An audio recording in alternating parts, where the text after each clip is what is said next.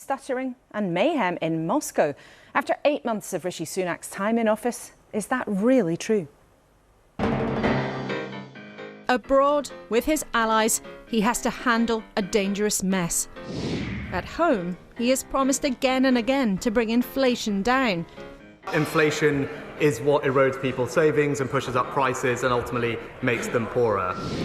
Yet the speed of price rises is stubbornly high. We still think the rate of inflation is going to come down, but it's taking a lot longer than we expected. He said NHS waiting lists would fall. I hope you've heard the good news. But the number of people stuck waiting for treatment is at an all-time high.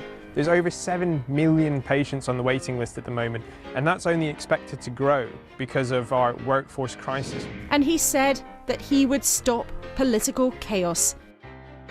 This government will have integrity, professionalism and accountability at every level. But controversy has never been far from his door, whether he likes it or not. And the Prime Minister even dodged a vote on Boris Johnson's conduct. So our big question this morning: how is Rishi Sunak faring in number 10? We sat down in the number 10 garden to talk about the rebellion in Russia, more staff for the NHS, and how on earth thousands of families are going to pay their mortgages in the months to come. What is the alternative? Labour's Lisa Nandy will join us from Salford. To make sense of what's going on in Russia, no one better than Steve Rosenberg, the BBC's editor there.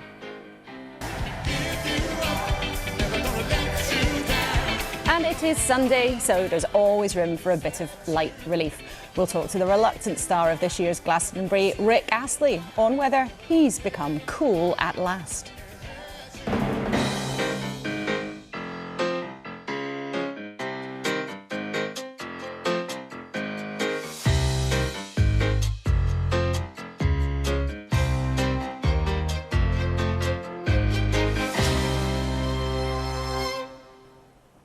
Morning. It is a big day, the first time since January that we've sat down for a long conversation with Rishi Sunak. He was keen to talk about his plan for staff in the NHS. We were keen to put your big questions on the economy. But the last 24 hours have reminded everyone that we live in an unpredictable world. Here are the pictures of Yevgeny Prigozhin, whose attempted coup seems to have failed in Russia. We'll talk about that in a second, but with me at the table to talk it through, Marina Litvinenko, whose husband Alexander, a Russian dissident, died after a poisoning thought to be approved by Putin. Ben